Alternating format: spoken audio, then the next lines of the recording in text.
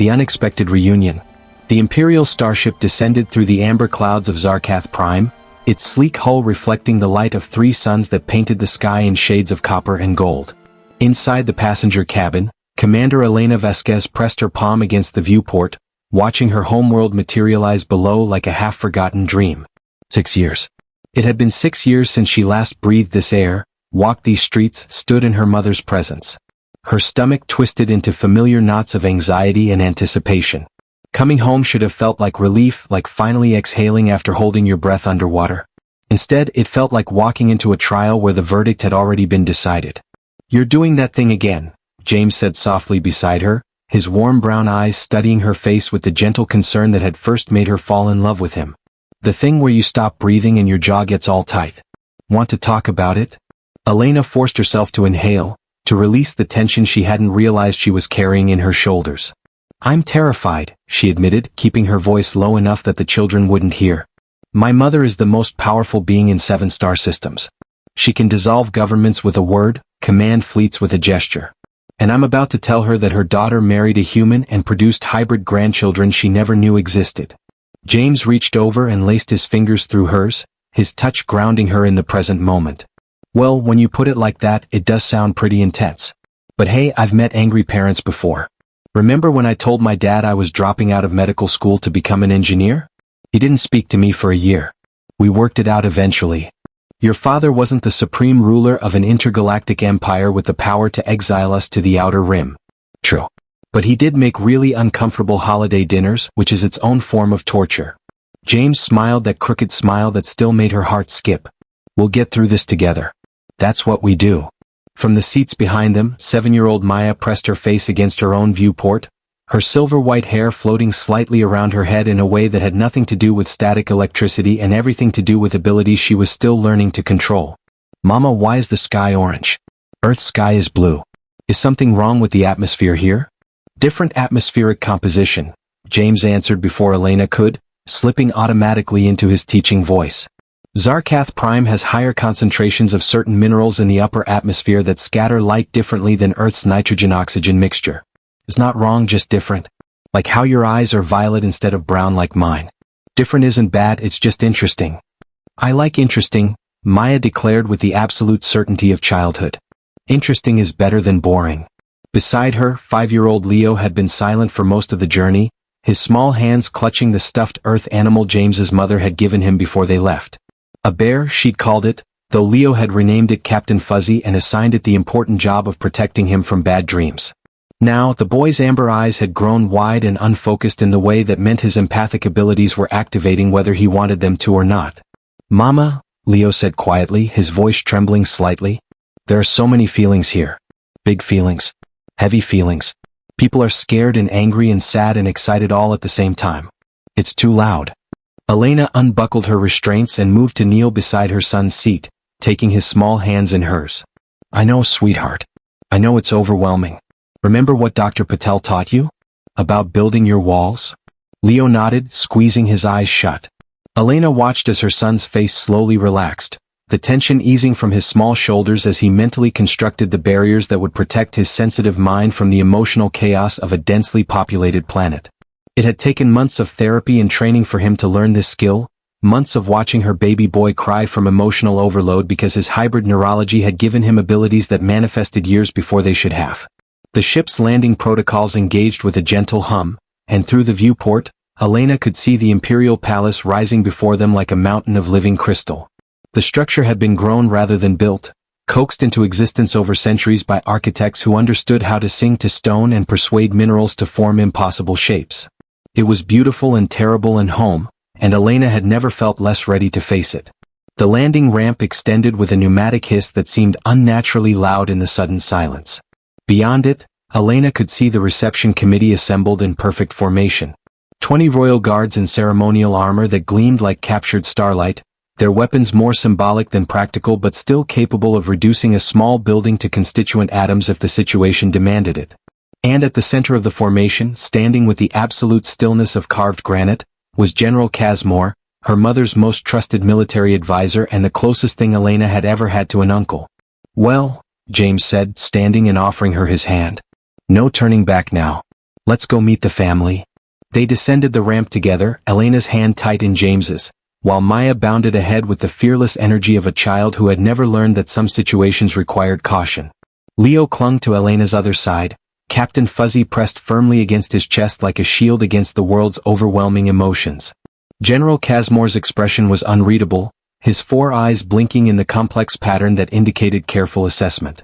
He was a Zarkathian of the old school, his scarlet skin marked with the honor scars of 50 campaigns, his ceremonial cloak displaying enough medals to indicate he'd seen more combat than most soldiers experienced in 3 lifetimes. "Commander Vasquez," he said formally, his voice carrying the rumbling undertone characteristic of his species. "Welcome home. The Empress awaits you in the throne room. She has been most eager for your arrival." The way he emphasized eager made it clear that alternative interpretations might be more accurate. Worried, furious, confused, possibly all 3 simultaneously. Elena's mother had always been exceptionally talented at experiencing multiple contradictory emotions with equal intensity. "Thank you, General," Elena replied, matching his formality because that's what this moment required. "May I present my husband, Dr. James Chin, and our children Maya and Leo." The General's 4 eyes focused on James with the intensity of a targeting computer, and Elena felt her husband's hand tighten slightly in hers. To his credit, James didn't flinch, didn't look away, simply met the General's gaze with the calm directness of someone who had decided that dignity was more important than intimidation. "A human," Casmore observed, his tone carefully neutral. "How remarkable. And the children?" "Are cold and want to meet Grandma," Maya announced, apparently deciding that formality was taking too long. "Mama's been telling us about her for years. She said Grandma can make lightning with her mind and once stopped a war by looking at someone really hard." "That sounds amazing. Can we go see her now?" A sound that might have been a suppressed laugh escaped from one of the guards before being quickly stifled. The General's expression shifted infinitesimally, something that might have been amusement flickering in his primary eyes. "Your daughter is direct," he said to Elena. "She gets it from both sides of the family," Elena replied. "Diplomatic subtlety was never my strongest skill." "No," Casmore agreed. "But honesty was. Come. The Empress has waited long enough." They proceeded through the palace corridors, and Elena felt James's grip tighten as he took in the architecture that seemed to defy conventional physics. Walls that curved in impossible directions, light sources that had no visible origin, floors that appeared transparent but somehow remained solid underfoot. This was Zarkathian design at its finest, where beauty and function merged into something that looked like frozen music. Maya, predictably, was fascinated by everything. She kept stopping to examine the bioluminescent organisms that lived in symbiosis with the palace walls, asking questions faster than anyone could answer them. How did they reproduce? What did they eat? Could they communicate with each other? Could she take some home to study? "Maybe let's focus on meeting Grandma first," James suggested diplomatically. "Then we can discuss the logistics of interstellar biological specimen transport." Leo had gone very quiet, his empathic abilities clearly struggling despite his mental walls. Elena could see the strain in his face, the way his small body trembled slightly with the effort of keeping the emotional noise at bay. She scooped him up, settling him on her hip the way she had when he was smaller, and felt him relax slightly against her shoulder. "Too many people," he whispered against her neck. "Everyone's feeling so much." "I know, baby. Just a little longer, okay? Then we'll find somewhere quiet." The throne room door stood before them, massive panels of what looked like solid shadow but was actually compressed dark matter held in stasis fields that had been maintained for 600 years. Elena had walked through these doors 1,000 times as a child, always aware that beyond them waited the most powerful being she would ever know. The doors opened silently and Elena's breath caught in her throat. The throne room was exactly as she remembered and completely different. The crystalline architecture still caught and fractured light into impossible colors, creating rainbows that had no business existing in nature. The high ceiling still disappeared into shadows that concealed the true dimensions of the space. But at the center of it all, seated on the throne of living starlight, was her mother. Empress Zarnella looked exactly as Elena remembered. Ageless, as all elder Zarkathians were, her scarlet skin flawless, her silver hair styled in the complex braids that denoted imperial authority. She wore the formal regalia of state, including the crown of crystallized neutron matter that must have weighed 20 pounds but which she wore as easily as a thought. Her violet eyes, so like Elena's own, so like Maya's, fixed on her daughter with an intensity that made Elena feel like she was 7 years old again and had been caught sneaking out of lessons to explore the city. For a long moment, nobody spoke. The silence stretched, became uncomfortable, threatened to become unbearable. Then Maya, because she was 7 and had not yet learned that some silences were meant to be respected, wiggled free from James's hand and walked directly toward the throne with the confidence of someone who had never been told that empresses were scary. "Hi, Grandma," she said brightly. "I'm Maya. Mama says you're the most important person in the empire, but Daddy says that's only true from a political perspective and that all people have equal inherent value regardless of their social position. I think you're both right in different ways. Also, your crown is really pretty. Is it heavy?"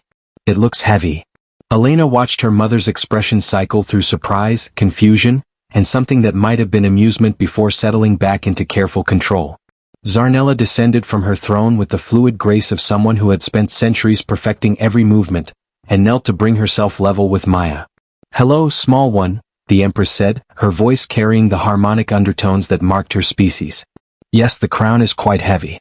It reminds me that leadership is a burden, not a privilege." "That's deep," Maya said thoughtfully. "Daddy would like that. He's always saying stuff like that. He teaches humans about history and politics and why people make the choices they make. He's really smart even though he can't do any of the cool mental stuff we can do." "Mental stuff?" Zarnella's gaze shifted from Maya to Elena, and there was a question in those violet eyes that Elena knew she would have to answer. "Mother," Elena said, stepping forward with James at her side and Leo still clinging to her. "I need to tell you something. Several things actually. And I need you to listen before you react, before you judge, before you decide whether to embrace us or exile us." "Exile?" Zarnella rose to her full height, and suddenly she was every inch the Empress again, power radiating from her like heat from a star. "Elena, what have you done?" "I fell in love," Elena said simply. "I married a human. We have 2 children together. Your grandchildren are hybrids, Mother. Half human, half Zarkathian. And they're magnificent." The throne room had gone completely silent. Even the ambient hum of the palace's biological systems seemed to have quieted, as if the building itself was holding its breath. Zarnella stared at her daughter, her expression cycling through emotions too complex to name. "Hybrids," she repeated slowly. "You created hybrid children. Do you have any idea what you've done? The Bloodline Preservation Act explicitly forbids." "I know what the law says," Elena interrupted, and she heard several advisors gasp at her audacity. "You didn't interrupt the Empress. Ever. I know I've violated protocols. I know I've caused political complications. I know that my actions have consequences that extend far beyond my personal life. But I won't apologize for my family. I won't apologize for my children. And I won't stand here and let anyone, not even you, suggest that their existence is something shameful." Leo chose that moment to lift his head from Elena's shoulder, his amber eyes focusing on his grandmother with the unsettling directness of someone reading emotions as clearly as others read text. "You're not angry," he said softly. "You're scared. And sad. You thought Mama was gone forever. You thought you'd never see her again." Zarnella froze, staring at the small boy who had just articulated emotions she would never have admitted to feeling. "What is he?" she whispered. "He's your grandson," James said firmly, speaking for the first time since entering the throne room. "And he's empathic. Both children have abilities that manifested early because of their hybrid neurology. Maya has telekinetic potential that's already beyond what most Zarkathian adults achieve. Leo can read emotional resonance with accuracy that would put your diplomatic corps to shame. They're not mistakes or abominations or violations of law. They're children. They're family. And they're extraordinary." "Extraordinary," Zarnella repeated, and something in her voice had changed. She moved closer to Leo, studying him with the same intensity she'd shown Maya. "You can sense my emotions?" Leo nodded shyly. "You feel like Mama sometimes. When she looks at our pictures from before I was born. Sad and happy and missing someone all at the same time. It's a purple feeling. I don't know why, but that's what it looks like in my head." A single tear traced down Zarnella's face, glowing faintly with the bioluminescence common to emotional Zarkathians. She reached out slowly as if afraid Maya and Leo might disappear if she moved too fast, and gently touched Maya's silver hair. "You have your mother's hair," she said softly. "And your eyes." "My eyes." Her gaze shifted to Leo. "And you have the Chin family's facial structure but our coloring. You're both perfect hybrids. True blends of 2 species. Are you going to make us leave?" Maya asked with heartbreaking directness. Because Mama's really worried about that. I can tell. She gets all tense and forgets to breathe when she's worried. Zarnella looked at Elena, and for the first time in 6 years, Elena saw her mother not as the Empress, but as a woman who had lost her daughter and was just beginning to understand that she might get her back. No one is leaving, Zarnella said firmly. But we need to talk. Privately. As a family. She glanced at the assembled advisors and guards. Everyone out. Now.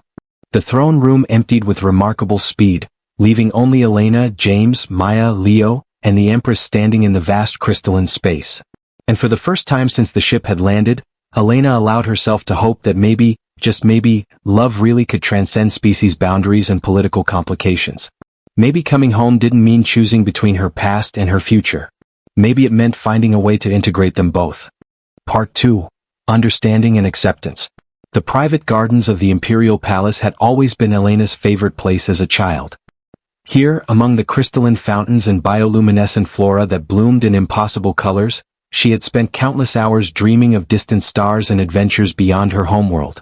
Now, walking these same paths with her mother, her husband, and her children, those childhood dreams felt like prophecies she had somehow managed to fulfill in the most complicated way possible. Zarnella had shed her formal regalia, trading the crushing weight of the neutron crown for simple robes that made her look less like an empress and more like the mother Elena remembered from before duty had consumed everything else. They walked in silence for several minutes, the only sounds the gentle splash of water and Maya's excited commentary about every plant and insect she encountered. This one glows purple when you touch it, Maya announced, gently stroking a flower that responded by intensifying its luminescence. Is it sentient? Can it feel things? Does it have preferences about being touched? It responds to electrical impulses in your nervous system, Zarnella explained, and Elena heard the familiar teaching tone her mother had used when she was young. Not sentient but reactive. The glow is a defense mechanism that evolved to startle predators. Your touch triggers the same response. So it thinks I'm dangerous? Maya looked delighted by this idea. That's amazing. I'm dangerous to flowers. James laughed, the sound warm and genuine in the crystalline air. That's one way to interpret it. I prefer to think you're just energetically enthusiastic about botany. Leo had finally relaxed enough to walk on his own, though he stayed close to Elena's side, Captain Fuzzy still clutched firmly in one hand. The emotional chaos of the throne room had faded here, replaced by the simpler, quieter feelings of growing things and flowing water. He seemed calmer, more like himself. Zarnella led them to a secluded alcove where a circular bench surrounded an ancient tree whose branches seemed to defy gravity, growing in spirals that created natural shelters. Elena recognized it immediately. This was where her mother used to bring her when she needed to discuss difficult things, away from advisors and protocols and the weight of imperial expectation. Sit, Zarnella said, and it wasn't a command so much as an invitation. Tell me everything. From the beginning. Elena sat, James settling beside her while the children explored the immediate area with the careful supervision of adults who had learned that turning your back on Maya for 30 seconds could result in fascinating chaos. She took a deep breath, trying to organize 6 years of life into something that could be explained in a single conversation. It started with the Terran trade agreement negotiations. Elena began. You sent me to Earth as your diplomatic representative. The negotiations were supposed to take 3 months. Simple resource exchange, technology sharing, establishing formal relations between our species and theirs. I remember, Zarnella said quietly. You sent regular reports for the first year. Then they became less frequent. Then they stopped entirely. Because I fell in love, Elena said simply. James was part of the human negotiating team. Not a politician or a military leader, just an engineer who had been recruited because he understood both advanced propulsion systems and human psychology. We kept ending up in the same meetings, the same working groups. He made me laugh. He asked questions no one else thought to ask. He saw me as Elena, not as Commander Vasquez or the Empress's daughter or a representative of the Zarkathian Empire. Just me. James reached over and took her hand, his thumb tracing gentle circles on her palm. She was the most brilliant person I'd ever met. Still is. But she was also kind and curious and genuinely interested in understanding human culture instead of just cataloging it for diplomatic purposes. I knew I was in love with her about 3 weeks into the negotiations when she spent 2 hours arguing with me about Earth's historical development patterns and then admitted she might be wrong about a key point. Powerful people don't usually admit they might be wrong. I'm wrong frequently, Elena said with a slight smile. I just don't usually admit it in front of witnesses. When did you marry? Zarnella asked, her voice carefully neutral. 14 months after I arrived on Earth. Small ceremony, just a few friends. Nothing official, nothing that would trigger diplomatic notifications. We knew it was forbidden. We knew the complications it would cause. We did it anyway because the alternative was spending our lives apart, and that felt impossible. Zarnella closed her eyes briefly, and Elena saw pain flicker across her mother's face. You didn't tell me. You didn't ask for permission or blessing or even acknowledgement. You just disappeared into a life I knew nothing about. I was afraid, Elena admitted, the words hard to speak but necessary. Afraid you'd order me home. Afraid you'd use your authority to end it. Afraid I'd have to choose between my duty and my heart, and terrified of what that choice would cost. So you chose to simply vanish? There was hurt in Zarnella's voice, raw and real beneath the imperial composure. Do you have any idea what that was like? Not knowing if you were alive or dead, if you'd been captured or killed or had simply decided your family wasn't worth staying in contact with. I sent messages, Elena protested weakly. Coded transmissions routed through secure channels. Which I never received. Zarnella's eyes opened, violet and blazing with barely contained emotion. Whatever channels you used, they didn't reach me. After 3 years of silence, the council pressured me to declare you dead. I held memorial services for you, Elena. I mourned my daughter while you were apparently living a happy life on Earth, starting a family, building something beautiful that you never thought to share with me. The accusation hung in the air between them, sharp and painful. Elena felt tears burning in her eyes, guilt crushing down on her chest like physical weight. Mother, I didn't know.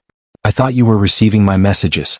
I thought you were choosing not to respond because I'd violated the Bloodline Preservation Act and you couldn't acknowledge me without political consequences. I would have faced down the entire council for you, Zarnella said fiercely. I would have rewritten every law in the Empire if it meant keeping you in my life. You're my daughter. My only child. Did you really think politics mattered more to me than that? Maya had been listening from her perch on a nearby rock, her young face serious in a way that made her look older than her 7 years. You both made mistakes, she said with the blunt honesty of childhood. Mama should have checked if her messages were going through. Grandma should have tried harder to find Mama before declaring her dead. But you both did what you thought was right with the information you had. Daddy says that's all anyone can do. Make the best choices you can and then deal with the consequences. James looked slightly alarmed that his parenting philosophy had just been deployed in the middle of an imperial family crisis. But Zarnella actually laughed, the sound wet with tears she was trying not to shed. Your daughter is wise beyond her years, the Empress said. And correct. We both made choices that hurt each other. The question is what we do now. Before Elena could respond, Leo suddenly went rigid, his small body trembling as his empathic senses apparently caught something that made him gasp. Bad people coming, he whispered, his amber eyes wide with fear. They feel angry and sharp and want to hurt things. They're close. Really close. Elena was on her feet instantly, every diplomatic instinct replaced by parental protective fury. James moved to place himself between the children and potential threat, while Zarnella's expression shifted from grieving mother to imperial commander in less than a heartbeat. How many? The Empress demanded, her voice carrying the harmonic undertones that indicated her own psionic abilities were activating. 6, Leo said, his small face scrunched in concentration. No, 7. They're trying to hide their feelings but I can still sense them. They don't like hybrids. They think we're wrong and dangerous and need to be eliminated. The purest faction, Zarnella said grimly. I should have anticipated this. News of your return and your children would have reached them within hours. They've been arguing for stricter bloodline preservation enforcement for decades.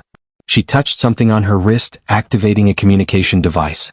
General Casmore, we have a security breach in the private gardens. 7 hostiles, likely purist affiliation.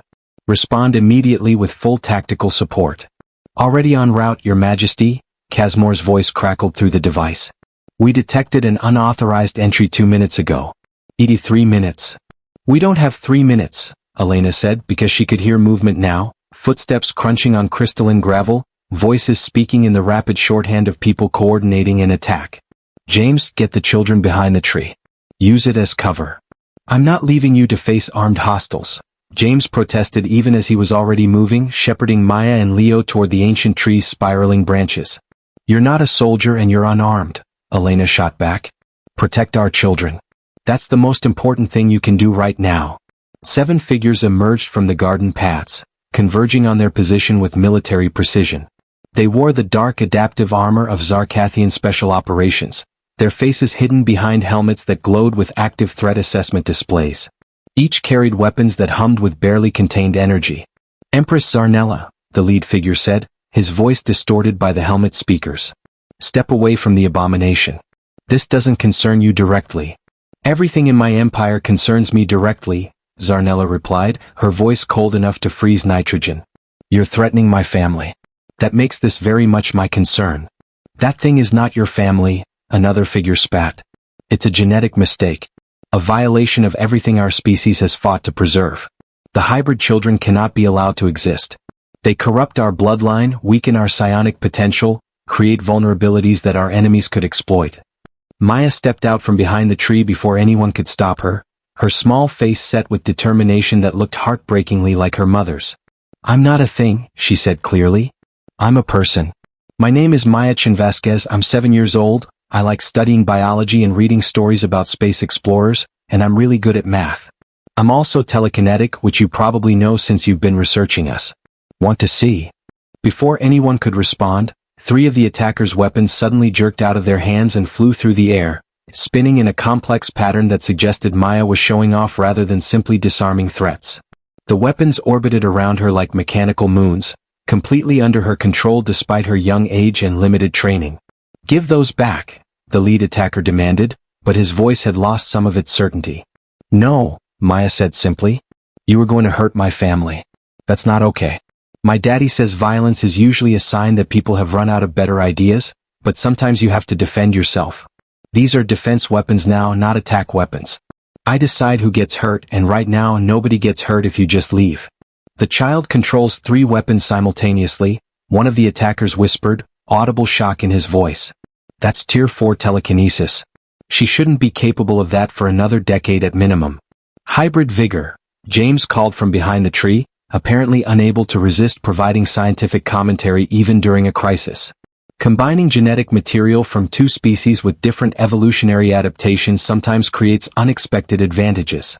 Maya's human neuroplasticity combined with Zarkathian psionic potential has resulted in accelerated ability development.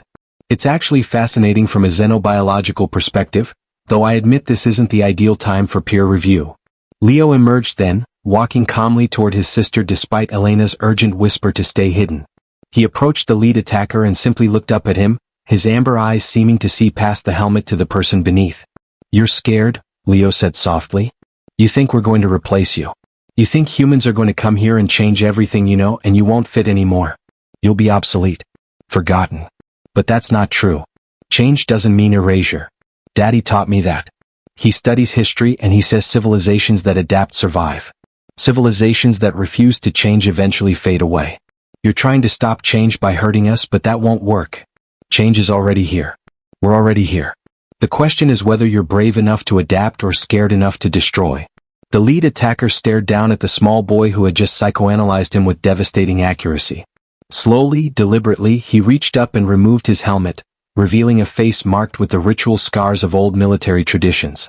He was young, Elena realized. Barely past his 2nd century, which was adolescence for Zarkathians.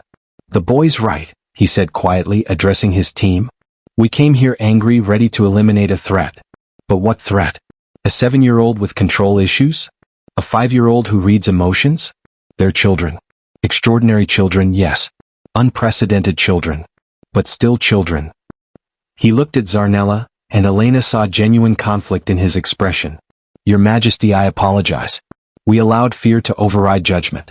That's unforgivable." "Fear is understandable," Zarnella said, though her voice remained hard. "Acting on fear without thought is what's unforgivable. But you stopped. You listened. That counts for something." She gestured to the garden entrance where General Casmore and 24 royal guards had just arrived, weapons trained on the purest operatives. "Surrender your remaining weapons and submit to custody. We'll sort this out through legal channels, not vigilante violence." The operatives complied without resistance, and Elena felt something in her chest unclench slightly. Crisis averted. Children safe. Family intact. Maya gently lowered the captured weapons to the ground, her young face showing signs of exhaustion. Controlling 3 objects simultaneously had clearly taxed her abilities. James rushed forward to scoop her up, while Elena gathered Leo into her arms. "That was terrifying," James said, his voice shaking slightly. "Are diplomatic visits to your homeworld always this exciting, or did we get special treatment?" "Usually they involve less attempted violence and more boring committee meetings," Elena said, trying for humor even though her own hands were trembling. "Though knowing my mother, there will definitely be boring committee meetings in our future to address the political implications of today's events." Zarella approached them slowly, her expression complex. "Your children just prevented a potential massacre. Maya disarmed trained soldiers with abilities she shouldn't have for years. Leo defused a violent confrontation with emotional insight that surpasses most of my diplomatic corps. They're not just hybrids. They're extraordinary. We've been trying to tell you that," Elena said softly. "I'm beginning to understand." Zarnella reached out hesitantly, and Maya leaned from James's arms to take her grandmother's hand. "I'm also beginning to understand that the laws I've spent my life upholding might need to change. If hybrid children can possess abilities that exceed pure Zarkathian potential, then the Bloodline Preservation Act isn't preserving our species, it's limiting us." "That's a radical position for an empress," James observed. "Your council isn't going to like it." "My council can learn to adapt," Zarnella said with a slight smile. "A wise 5-year-old recently reminded me that civilizations which refuse to change eventually fade away. I intend for the Zarkathian Empire to survive and thrive, which means accepting that our future might look different than our past." Over the following hours, as the security situation was fully contained and reports were filed and political machinery began grinding toward whatever conclusion awaited them, Elena found herself in the garden alcove again with her mother. The children were sleeping now, exhausted by the day's emotional intensity. James was resting nearby, keeping watch with the protective vigilance of a parent who had just experienced a threat to his family. "I want to tell you everything," Elena said quietly. "Every moment I miss sharing with you. Maya's first words, Leo's first steps, the day we discovered Maya could make objects float, the panic when Leo started crying because he could feel everyone's sadness at a funeral we passed. Every birthday, every milestone, every ordinary perfect moment of the life I built away from here. I want you to know them. I want you to be part of their lives going forward." "I want that too," Zarnella said, and her voice was thick with emotion. "I've missed so much. But perhaps it's not too late to be the grandmother they deserve. The grandmother you deserved when you needed support instead of judgment. You're here now," Elena said. "That's what matters." They sat in comfortable silence for a while, listening to the crystalline fountains and watching the 3 suns set in a spectacular display of amber and copper and gold. Tomorrow would bring council meetings and legal challenges and political complications that would take months or years to fully resolve. But tonight, they were simply a family reunited, trying to bridge the gap created by years of separation and misunderstanding. Maya stirred in her sleep and mumbled something about wanting to study the garden flowers more tomorrow. Leo shifted closer to Captain Fuzzy, his empathic senses finally at rest in the quiet evening. James opened one eye to check on them, then settled back into his protective doze. And Zarnella, Empress of the Zarkathian Empire, commander of fleets and destroyer of governments, reached over to gently brush silver hair from her granddaughter's sleeping face. "They really are magnificent," she whispered. "Yes," Elena agreed. "They really are." In the distance, the palace glowed with bioluminescent life, a beacon of civilization that had endured for thousands of years by adapting to new challenges, incorporating new ideas, surviving through flexibility rather than rigidity. Perhaps that same adaptive strength could embrace hybrid grandchildren and human in-laws and the beautiful complicated family that Elena had created. Perhaps love really could transcend species boundaries and political complications. Perhaps coming home didn't mean choosing between past and future, but finding a way to honor both while building something entirely new. The 3 suns finally slipped below the horizon, and the stars emerged in configurations that looked nothing like Earth's constellations but which Elena had learned to navigate by when she was young. She was home. Truly home. Not just on her birth world, but home in the deeper sense of being surrounded by people who loved her, complicated and imperfect and willing to try. And that, Elena thought as she watched her mother smile at her sleeping grandchildren, was worth every risk, every complication, every moment of fear that had led them to this garden, this evening, this quiet, perfect peace. The future remained uncertain, full of political challenges and cultural negotiations and the ongoing adventure of raising hybrid children in a universe that hadn't quite figured out what to make of them yet. But they would face it together. Mother and daughter, human and Zarkathian, grandmother and grandchildren, family in all its beautiful complicated forms. And somehow that made everything possible.